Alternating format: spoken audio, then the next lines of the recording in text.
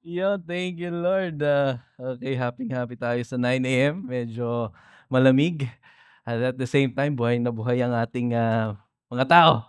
So, by the way, Peter, thank you, for, exhorting to us. Thank you so much sa, just so you know, si Peter po one of our campus missionary natin on a weekly basis. Okay, mahirap siyang mahanap po dito sa ano natin, sa center, sa office kasi on a weekly basis nandun 'yan sa hindi po sa kalye, nasa campuses, okay?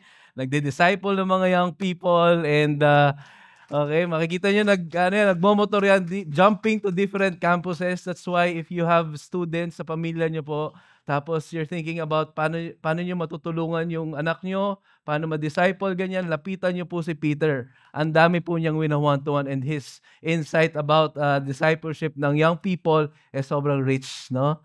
So, thank you, Peter. On the spot siya, nagulat siya. So, but seriously, lapitan po natin si Peter, especially if you're working on a education, ano yan, industry, or you're a teacher or you're an educator, tapos gusto niyo pong makonect yung mga students sa church or ma-disciple, makagawa ng impact sa mga students even more. Yan, our campus missionaries are always available. So I'm Jake, one of your staff dito po sa Victory Parañaque. Just in case wala po kayo last week. So, yun, ang pangalan ko po ay Jake. Okay? So, kahapon po was the first day of our spiritual foundation. Yun. So, nandiyan yung picture and pinakita ko lang kasi nakakatuwa sa church community natin because the faces na nandoon, mga familiar faces and ang dami ring bago. But when we were worshiping together, it was a picture of freedom for me. I can see people breaking down in tears, people are raising up their hands, celebrating yung freedom na ibinigay sa kanila ni Jesus. And sobrang na-enjoy ko lang. Sabi ko, ang ganda ng picture na kahit na may pinagdadaanan, kanya-kanyang alam mo yun, yung bigat ng pinagdadaanan, but seeing them able to fight and stand firm dun sa circumstances ng buhay, it gives me joy. Ang saya makita, no? And syempre, yung teacher namin that day, for three sessions, si Pastor JR natin dito sa 9 and 11 na birthday niya kahapon, di ba? Happy birthday, Pastor JR. I know you're watching. Okay? So, happy birthday. So, ganito po gagawin natin. Mamaya po after the service, okay, batiin natin siya, i-message natin siya, no? Happy birthday. Punuin po natin ng happy birthday message yung inbox niya. Okay? So, but seriously, I want to honor Pastor JR. Me and my wife, both of them ni Ate Janet, sila yung kumbaga parang inspirasyon namin, okay? Role model namin 'yan. Paglaki namin literally and even yun figurative, uh, yung faith niya gusto kong gayahin. The way he approaches challenges in life, the way his perspective sa ministry, and the way he leads our congregation and even the whole church, it's worth imitating. Kaya Pastor JR, nasan ka man, okay? We know you're watching. Thank you so much. Oo, nandiyan lang siya. Oo. So, he's watching sa live stream natin. Alright. So, sige, let's proceed to our topic for today. Nandito pa rin tayo sa Jesus is Better na series natin wherein inaaral natin, hinahalukay po natin yung book of Hebrews. And in the past weeks, nakita natin na si Jesus, better siya sa napakaraming bagay. No, kung isa-isahin natin, ito yan, di ba? Better than angels, better siya kay Moses, sa Sabbath, sa rest. Siya yung lahat. Okay, siya yung dapat na hinahanap-hanap ng buhay natin. Siya dapat yung favorite natin, no? So, I have here a picture of my two boys, yung mga anak ko po. Yan. Pakita natin yung naggwagwapuhan nilang mga mukha. Yan. So, manang-mana sa nanay. Okay, so yan yung anak ko po, si Finn, yung malaki, si Levi naman yung maliit, yung bunso, no? Si Kuya nandoon, si Levi dito sa harap. So, si Finn, he likes Legos and science. Naks naman talaga, parang nakaka-nerd yun, ano? Oo, so pero he loves also yung kukulitin yung bunso, okay? So si Levi, ayan, hindi naman niya alam yung pinagkukuwentuhan natin siya. So si Levi, meron siyang favorite toy of the moment, gano'n. So, Minsan yung stick ng lint remover, yun yung favorite toy niya, na kapag tinanggal niyo po yun sa kamay niya, naku, hours of brokenness. Iiyak ng malala yan. Tapos ang tagal, sabi ko, lint remover, iiyakan mo. Grabe naman, okey. Aalis na lang tayo, yung lint remover, yun pa rin yung ano mo, yung nagpapa-break ng heart mo. Eh, ganun talaga, yun yung favorite toy of the moment niya, eh, 'di ba? Tayo rin, meron tayong ano, eh, feeling of, like that, brokenness. Especially kapag, for example, ano yung mararamdaman niyo kapag yung pinakaimportanteng ari-arian niyo, eh, kinuha bigla sa inyo? Ah, iiyak 'no, 'di ba 'no? What do you think? Naalala ko no'n 'no, meron akong cellphone na binili. Ano pa kami, younger pa, wala pa si Levi no'n, bata pa si Finn. Ano 'yun, in-installment namin dati. Kasi kailangan ko, wala na akong cellphone, eh. Tapos on the last day the last month, okey, nanakaw. Grabe talaga, sabi ko no'n, ang sakit 'no. Pero the feeling kapag yung for example, isipin niyo yung bahay niyo po, after years of paying ta's biglang kinuha sa atin. Yung sasakyan natin biglang all of a sudden, akin na 'to, gano'n, ginanon. Yung gadgets, yung lahat ng pinag-ipunan natin sa bangko, ganyan, sinimot ni misis. Hindi, joke lang. Joke lang, hindi naman 'no. Okey lang daw 'no, dapa. Oo, so lahat sinimot. Walang tinira sa inyo. What would you feel? I think most of us will feel devastated, angry at some point, 'di ba? And, depressing 'yun, nakakalungkot, pinagpaguran natin, eh. You know, that was a real experience in the book of Hebrews. They're going persecutions, pero at this point sa Hebrews chapter 10, very specific, kinuha po yung kanilang possessions. Tapos even their comfort was affected. Tinapon sila sa prison, tapos, pinahirapan sila. Pero what's interesting is their response. It's worth imitating. It's worth imitating. Nung nabasa ko 'to, sabi ko, sana gano'n din kami 'no, bilang simbahan, na kapag humaharap kami sa severe trials, ito yung nagiging response namin. Alright? Are you ready to discover that? Sige, tayo po tayong lahat. Basahin po muna natin yung text natin. Hebrews chapter 10 verse 32 to 39. Yan, open natin yung mga Bibles natin. Yan, yung physical Bible natin para masanay po tayo. Kung wala po, okey lang, wala pong condemnation. Mahal po natin ang bawat isa. So, let's read. Read with me. Ano, ayan. Verse 32, "But recall the former days when you were enlightened. You endured a hard struggle with sufferings, sometime being publicly exposed to reproach and affliction, and sometimes being partners with those so treated.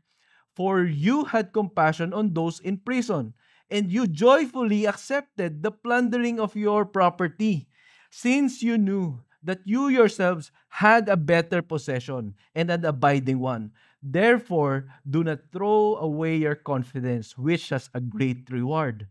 For you have need of endurance, so that when you have done the will of God, you may receive what is promised. For yet a little while, and the coming one will come and will not delay. But my righteous one shall live by faith, and if he shrink back, my soul has no pleasure in him. But you are not of those who shrink back and are destroyed, but of those who have faith and preserve their souls." Amen. Lord God, thank you for your word. I pray that you open our hearts, O Lord, enlighten us with your goodness, O Lord, with your gospel, O God. And I pray, O Lord, na buksan mo yung mga isipan namin na yes, we're going through hardships in life, but yet we can find joy in our faith in you, Lord. Thank you, Lord. In Jesus' name we pray. Amen. Amen. Sige po, upo tayong lahat. So yung the verses na binasa po natin, yung verses prior to that, it was full of warning of those people who willfully, drift to sin. Okay? Yung buhay nila nag-shrink back into a sinful life. And that was the issue nung ina-address ng book of Hebrews, especially the chapter 10. The issue was people are shrinking back from their faith. Okay? Because of the circumstances. Okay? Ano yung circumstances na yun? Kinukuha yung possession nila. Okay? And the situation was very heavy. Publicly shaming, tinatapon sila sa kulungan, at pinapahirapan sila. Yung iba, pati yung pamilya nila, pinapahirapan because of what they believe in. Because of their faith in Jesus Christ. Ngayon ba, sa atin, okay? Ano kaya itsura ng shrinking back? Kasi sa kanila, yung shrink back is to, to drift away in faith. Sa atin kaya, para lang mas maunawaan natin, ano ba yung itsura ng shrinking back? Alam niyo po, unang naisip ko ng shrink back, kunyari, ikaw relax ka, nakaupo, tapos yung relax ka, tapos may biglang lumilipad na ipis. Okay?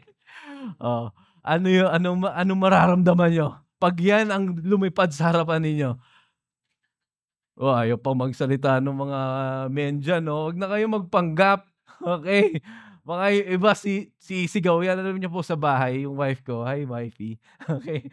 May dalawa lang 'yan na ikinakatili niyan, okay? Nahulog yung bata or may lumipad na ipis, okay? So, kidding aside, siyempre, when we encounter something na, may takot tayo dun, automatically we shrink in fear.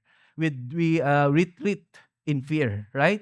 For example pa nga isa, okay, Sunday, early in the morning, ang lakas ng ulan. Pupunta ba ako sa church o hindi? Baha kahapon sa sukat, eh. Okay? So, valid naman, 'di ba? Nagsi-shrink back tayo. Okay? Our faith, hindi niyan ine-invalidate yung fear or yung reality na ikinakatakot natin. Okay? But in the case of the text na binasa natin, the challenges na pinagdaanan na, hindi sila nag-shrink back. Okay? But in the text, may two hints yan, eh. May two hints of ano yung itsura for them nung shrinking back. Okay? Kasi may mga taong nag-shrink back in faith. Okay? Yung una doon is the forgetfulness. Nagkakaroon sila ng spiritual forgetfulness. Okay? So, in Hebrews chapter 2, sinabi doon sa verse 2, I think, sabi doon, we must pay much closer attention to what we have heard. Okay? Kung ano yung narinig natin in the past. Okay? Lest we drift away. It's a hint of forgetfulness. Kaya doon sa binasa natin kanina, sinabi nung author, di ba? Recall. Alalahanin nyo. Remind yourselves. Parang yung asawa natin na nagre-remind sa atin na paulit-ulit. Ang laki ng hugot ko yata sa asawa, no? Pero wala yan. I value my wife kasi ako po makakalimutin ako ng susi. Ayan, ng susi, cellphone, wallet. So, ano yan? Sasabihin yan bago ako muna. So, yung cellphone mo, yung wallet mo, yung susi. Oh, yan. Hanggang sa nakuha na nung anak ko po yung pangalan. Susi, wallet, cellphone. But for some, di ba, kapag lagi mong kinakalimutan, it signifies neglect. Neglectful, neglecting yung importance. Para bang kapag may pinapaalala yung asawa, parang mo binabaliwala. Di ba ganun yung feeling? Kapag kinakalimutan ka, right? Yung birthday mo, tapos kinalimutan ka, ganun. So parang binabaliwala ako, no? In their case, nakakalimutan nila because of their trial, nakakalimutan nila kung sino si God at kung ano yung ginawa ni God sa buhay nila. Another hint of shrinking back is fearfulness, which is ito yung common.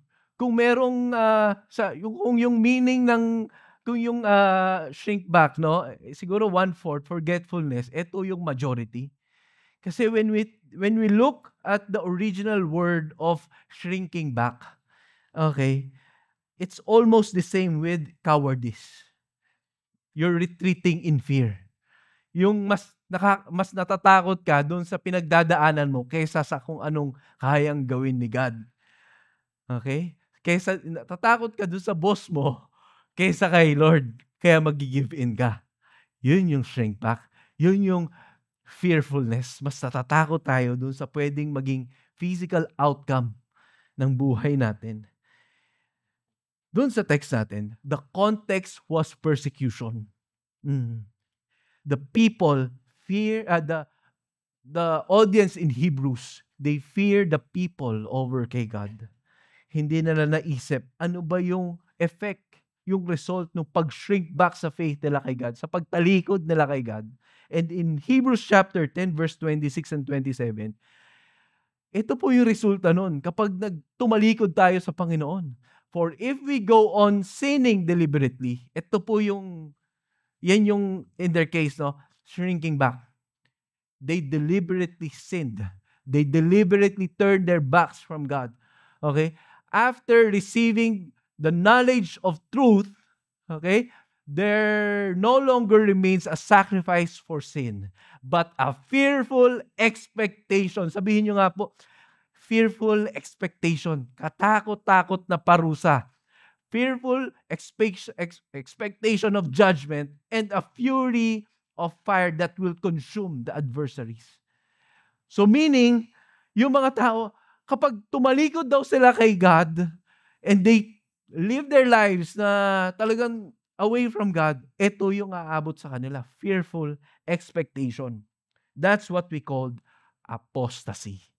Say it, apostasy. Nakakatalino, no, yung word na apostasy.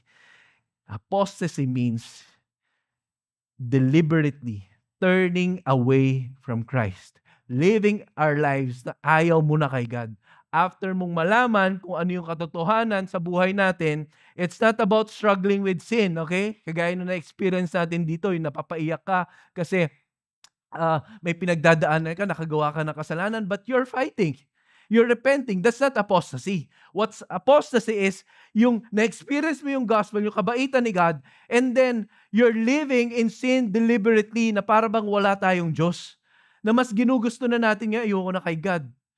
Ayoko na ng ginawa ni Jesus sa cross. Ayoko na ng pagmamahal ni God. That's why we can see people who willingly tinalikuran yung pananampalataya nila. You know, naalala ko po, kasi yung wife ko, no, kahapon, nasa L113 sila, ang topic nila is apologetics. And before, nung nandun pa kami nakatira sa Kumembo, meron kami kumatok sa bahay.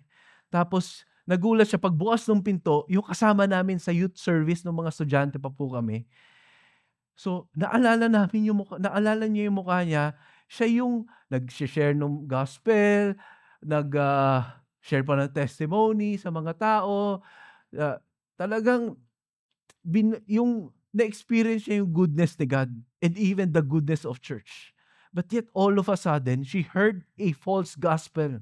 Yung maling turo ng sa Panginoon, okay, na sobrang anlayo doon sa paniniwalaan natin kay Jesus. Tapos all of a sudden, like a shift, tinalikuran niya yung pananampalataya niya kay God. Tapos she keeps on going to the city, sa Makati, nangangatok, tapos sinishare niya yung false gospel. Alam niyo po yung naramdaman ng wife ko noon, and kapag nung kinikwento niya sa akin, parang nakakagalit. Paano mo nagawang talikuran? Yun yung yun yung, siguro yun yung mindset ng author ng Hebrews. Talaga ba after you experience the goodness of God, tatalikuran mo yung ginawa ni Jesus sa'yo after kanya i-rescue doon sa kasalanan, tapos ganun-ganun na lang kadali. Yun yung sinasabi ng Hebrews. Okay. Ridiculous yung actions nila, pero ginawa pa rin nila, and wala nang nag-aantay na magandang kinabukasan sa kanila, but a fearful expectation unless once again they repent from their sins. Grabe, no? Hindi po ako galit. Nakakagigil. Okay. Ang sin, pagkalaban natin. But again, that's the danger of forgetting and fearing, of shrinking back. Fearful expectation. Fearful expectation. That's why we don't want to happen that in our church.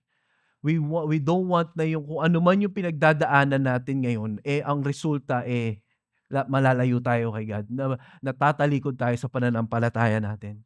That's why as we study the verses na binasa po natin, aalamin natin ano yung mga responses nila, and we want to embrace that. Right? The author was saying, don't shrink back, don't drift, don't neglect, because you have something which is much more greater. The author's claim is that our faith in Jesus is our better possession. Your faith in Christ is something na hindi mawawala sa atin. Okay? Yung mga bagay na meron tayo sa buhay natin, okay, pwede yang makuha. Okay? Pwede yang mawala. But our faith in Christ, it's for eternity. Okay? It's something na immovable. Okay? If we will look at the verse in Hebrews chapter 10, verse 34, you, since you knew that you yourselves had a better possession and an abiding one. You know, the meaning of better is victoriously superior. Nakakaangat nang hindi mo maikukumpara sa kahit anong bagay. The possession is your true inheritance. Yan po yung mga original meaning. And an abiding is permanent. So meaning to say, ano to? It is your faith in Jesus Christ and lahat na ibinibigay sa atin nun. Our salvation, our eternal life, our adoption in the family of Christ, in the family of God, our heavenly inheritance. These are the things that cannot be stolen, cannot be taken away from us. Okay? Kahit na anong mangyaring baha sa sukat. Okay, napapangiti na lang talaga tayo, ano? Grabe, si Mark yung nagkwento kanina. Okay, 3 hours daw silang na-trap dun sa baha kahapon. Di na sila nakaabot dito. So, again, when we focus our eyes to our faith in Jesus Christ, we can find our joy doon po sa puso natin. Kasi at least in some point of our life, okay, bumaba man yung stocks, okay, bumaba man yung tumaas man yung palitan ng dolyar. Yung pananampalataya natin, it brings us that joy na, at least yung faith ko kay Jesus hindi makukuha sa akin. Okay? And in effect, ito po yung nangyari doon sa mindset ng mga tao. Okay? And another thing, in verse 32, okay? But recall the former days. Recall the former days when, after you were enlightened, the word enlightened there is very powerful. It means you were awakened, illuminated by the gospel.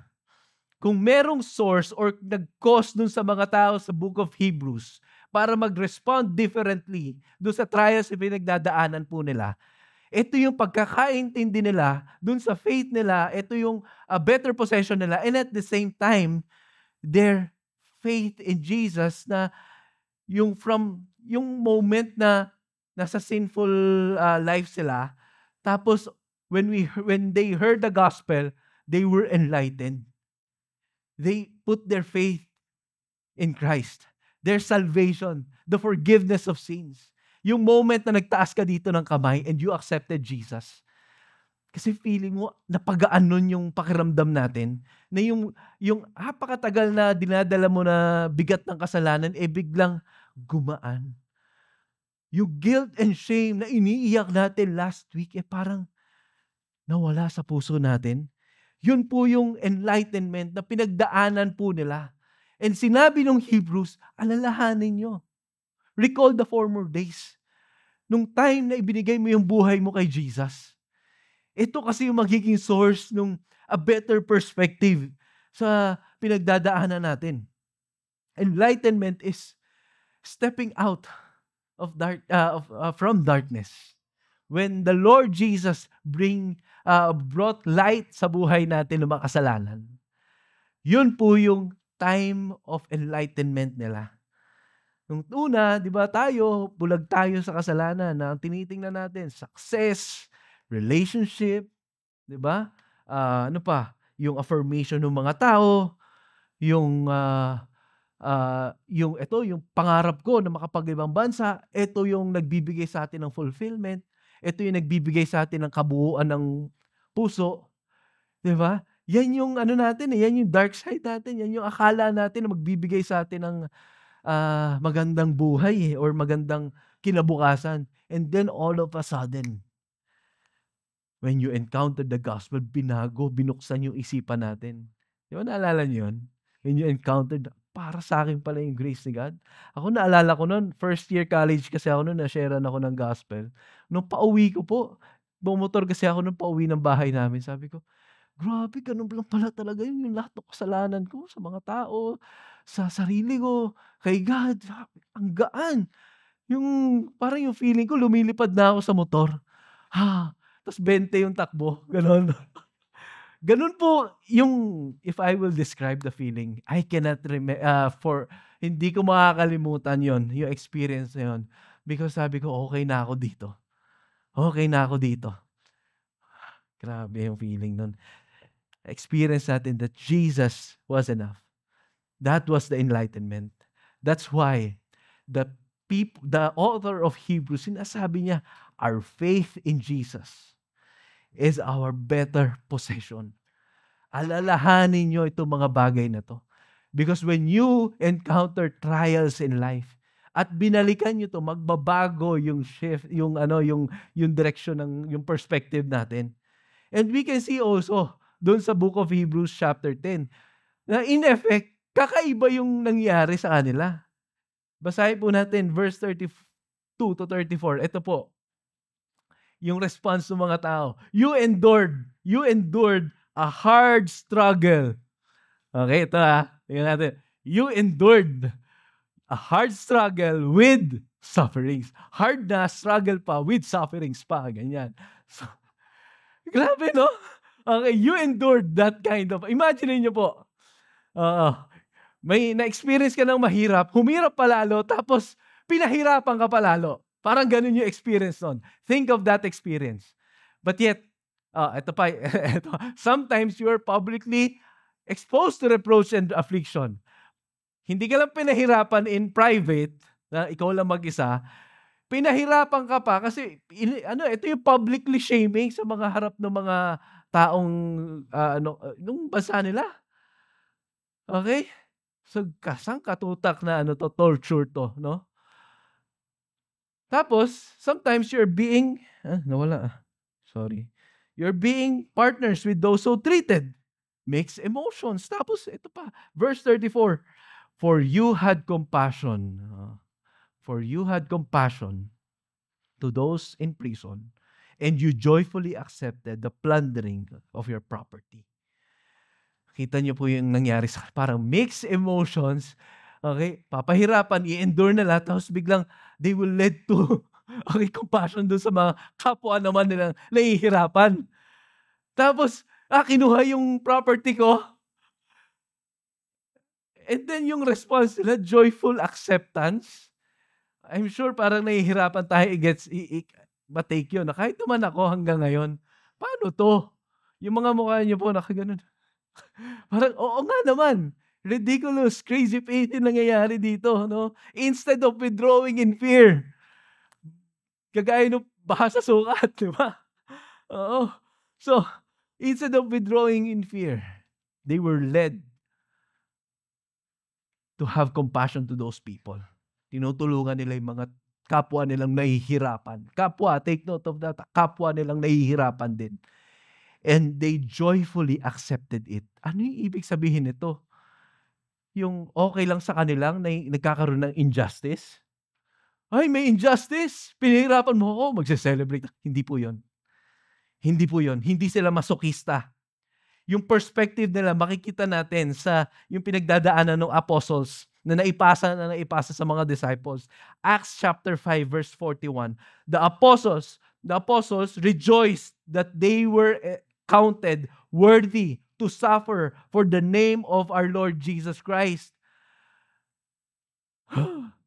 Ibig sabihin yung mga apostles, di ba, parang ang mindset nila, kung pinapahirapan kami dahil sa pangalan ni Jesus, it's an honor. Yun po yung mindset nila. Hindi sila nagse-celebrate because may injustice.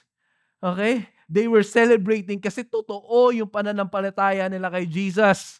Okay? That the hearts of our believers na nandito sa text na binabasa natin, totoong naka-anchor doon kay Jesus, hindi doon sa circumstance, hindi doon sa comfort, hindi doon sa temporary stuff.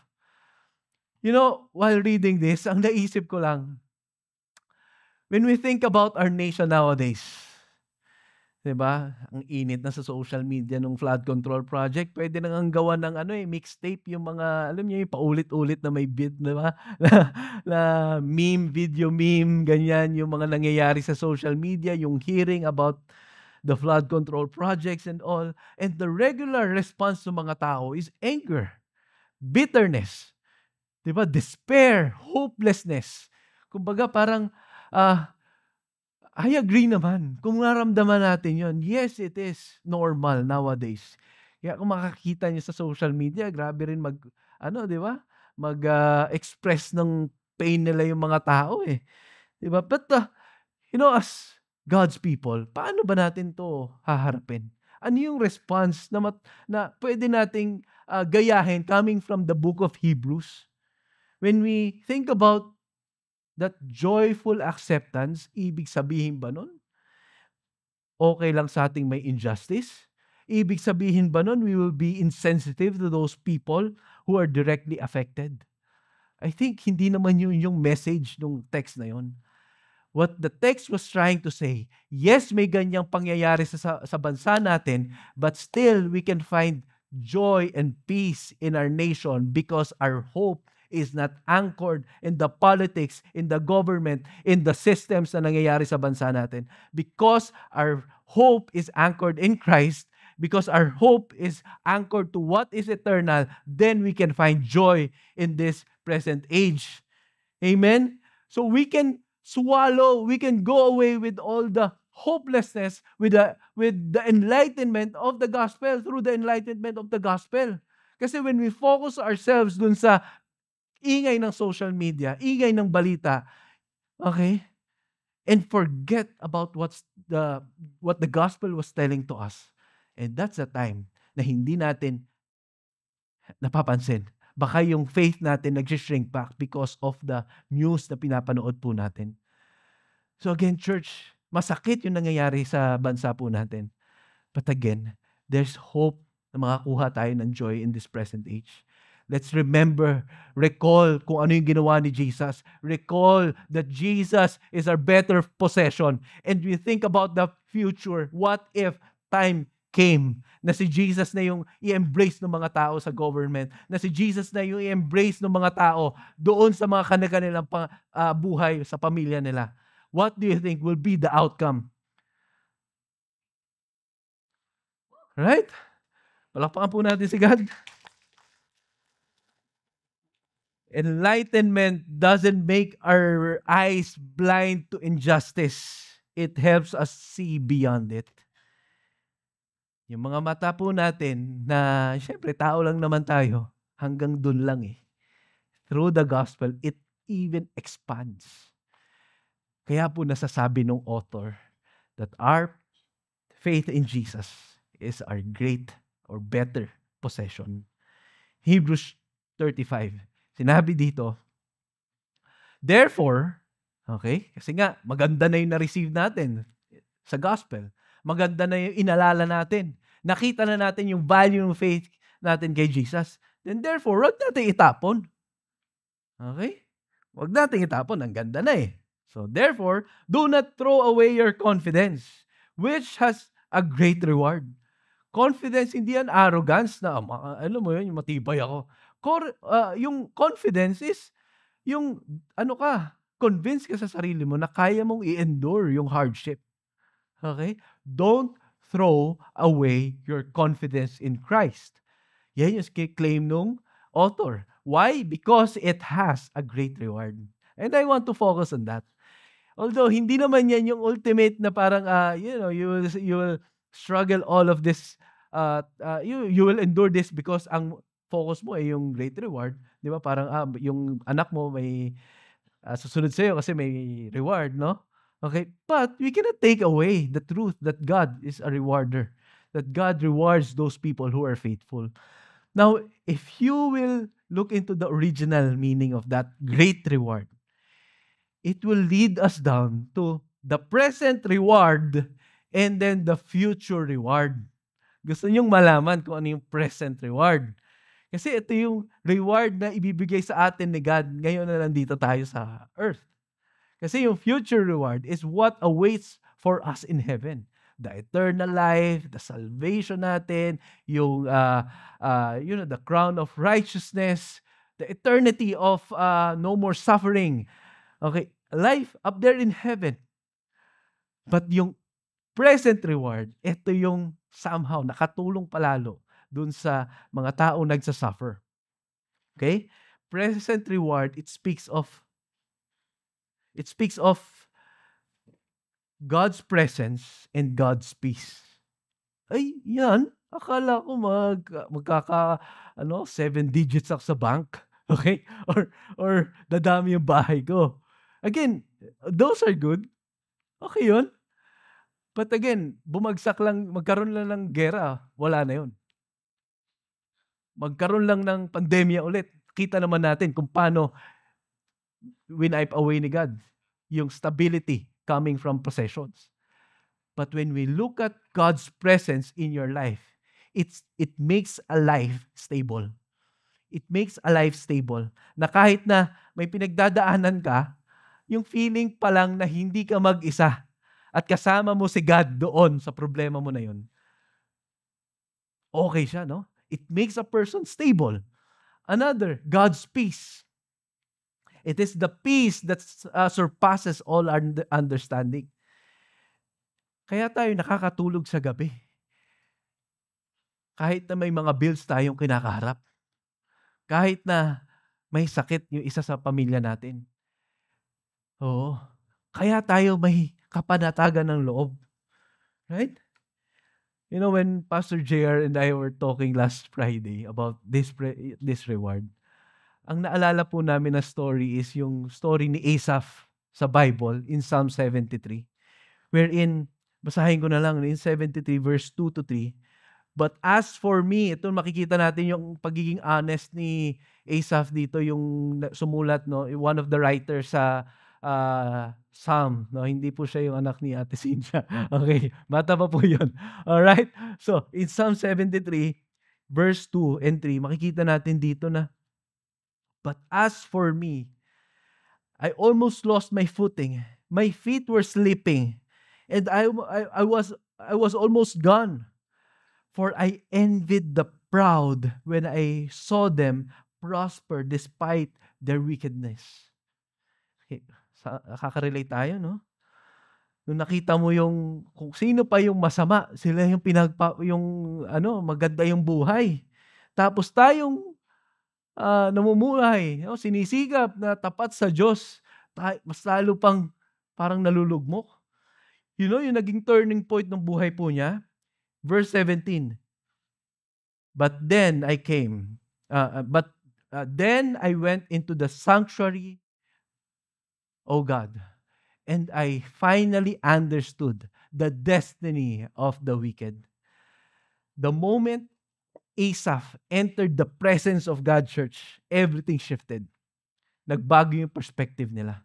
Nagbago yung from envy into peace. From confusion, naging clear sa kanya, bakit worth it pa rin na hindi tayo maging kagaya ng mga taong nag-shrink back or mga taong wicked. And you know yung rewarding para sa kanya in verse 25, whom have I in heaven but you? I desire you more than anything on earth. My health may fail and my spirit may grow weak, but God remains the strength of my heart. He is forever mine. That's what he is going through. Okay lang mawala kung ano man yung pinang-iingatan ko dito. But kung ano yung importante sa akin, okay na ako doon. It is kung sino si God sa buhay ko. You know, another story na gusto ko pong i-share, no? Dami ko pong story. I don't know kung kilala niyo, one of our leaders sa business community natin, 2 years ago, ah, nagkaroon ng sunog dun po sa kanilang, warehouse. Yan po yung sunog, yung itsura nung kita naman ano, just in hours. Tutulog sila tapos in the middle of the night may kubat, talagang binabang yung gate nila and then sinabi yung ano po nasusunog, yung warehouse nasusunog, ganyan. Ta's in just hours natupok and the loss was really big. Nakakapanlumo. Ito yung moment na mapapatanong ka kay God, bakit? But what amazed me is that, yes, yung faith nandun pa din. Pero sa totoo lang, 'di ba yung faith natin hindi naman nun ini-invalidate yung feeling. So, when, one of our leaders, 'di ba, nakita yung damage, 'di ba, she wept, she grieved with the situation. She and what amazed me is yung kung ano daw yung binigkas niya nung moment, nung time na yun. Ang sabi niya, "Hindi naman sa akin, Lord, sa'yo galing 'tong mga bagay na 'to, hindi 'to sa akin. Everything I have is from you, O Lord. So even now, mas i-o-honor pa rin kita." Now again, hindi naman gano'n pa din, nagkukuwento siya, naiiyak, ganyan. But because of her relationship with Christ, because of her, naalala niya yung goodness ni God sa puso niya, that became the turning point agad-agad. Akala ko it took them, days, weeks para lang maka-move forward from this. Nung sinabi niya sa'kin yun, the moment that she declared that word, the moment that she recalled yung kung sino si God sa buhay niya, it gave her peace. It gave her understanding na lahat naman ng meron ako dito, si God 'to. Kay God galing 'to. Then kung ano man yung papagawa niya sa'kin, kung ano man yung makaka-honor kay God, gagawin natin. So the next day, she was able to lead the team. She was able to help the people who were affected nung sunog. She was able to, you know, stood there as the leader of those people. 'Pag binabalikan niya, nung pinakuwento nga namin no Friday, gano'n pa rin, sakit pa rin sa feelings. I can I can see her, yung pain. Pero I can see her yung joy pa din na pinagdaanan niya because of all of this, learnings na nakuha niya, yung joy kung paano niya na-witness si God na binangon yung business ulit, pa-forward. It's really amazing story and the same thing sa buhay po natin lahat. When we cling on, when we hold on to our confidence in Jesus, we will always be reminded na yung faith natin kay Jesus, ito yung bagay na walang kahit anong unos ng buhay ang makakakuha nito sa atin. Amen? If that happened to that person, it can also happen to us. And you know what amazed me is that yung author dito, hindi siya nag-end ng warning or yung hopelessness. Kasi yes, sinabi niya in verse 38 to 39 that if a person shrinks back, walang pleasure si God doon, and kung yung tao daw nag-shrink back, ang buhay niya ay destroyed, it means, 'di ba, if a person shrink back in fear, in faith, in facing those trials, okay, ano yun, 'di ba? Serious yun. Hindi to wina-water down ni God. It's an eternal destruction yung nag-aantay po sa atin. But yet the author ended this chapter with hope, with confidence. In the latter part, yeah. Sinabi niya dyan, but we are not of those who shrink back, but those who have faith and preserve our souls. Church, I believe, and I can claim this for our church. The reason why we are here is because it is a hint that we are not of those who shrink back. Can you tell that person next to you? Hindi tayo yun. Yan. Sino tayo? Tayo po yung Sino tayo? But of those who have faith and preserve their souls. We are not quitters. We are not cowards. We are not those who retreat in fear. We are those people who endure these trials by faith until the end. Kung titingnan po natin yung word na preserve, ang ibig sabihin po niyan is to keep safe, to secure into eternal salvation. Ibig sabihin, if we are those people who have faith, we are those people who put our faith in Christ because in Christ, it keeps us secure all the way to the finish line. Kaya church, if we fix our eyes to Jesus, I tell you, the preservation of our lives until the end of time, it will be upon us. And that's why the author is confident of these people who endured. That yes, sufferings may come. Sufferings may come. But as you put your faith in Jesus, you will have peace. You will have confidence. Because it is said in John chapter 16, verse 33. Can we flash that verse?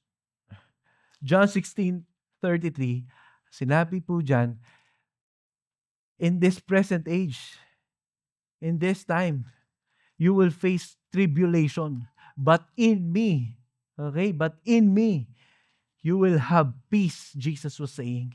Ito po yung pinangahawakan ng mga disciples, ng mga followers of Jesus. Yes, it is true. Pinredict ni Jesus.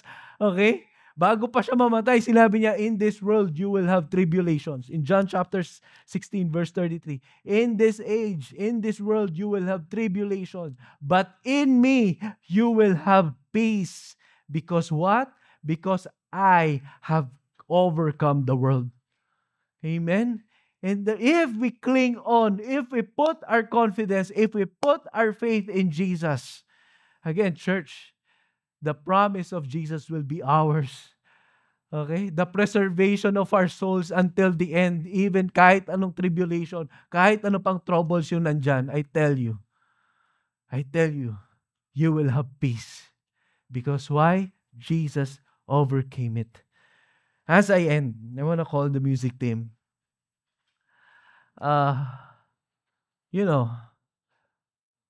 In Hebrews chapter 10, we can see here, if there's takeaway, if there's an application that will help us not to shrink back, or if there's an application, a take-home lesson na pwede nating i-adapt sa buhay natin, it can be also found in Hebrews chapter 10. In verse 23, sinabi dito, let us hold fast the confession of our hope. That hold fast, it means holding on to what is the promises of God. It speaks of our devotion to our Lord. When we cling on to the promises of God, it helps us not to be forgetful. And another is about allowing other people to encourage us in our faith. Can we all stand on our feet?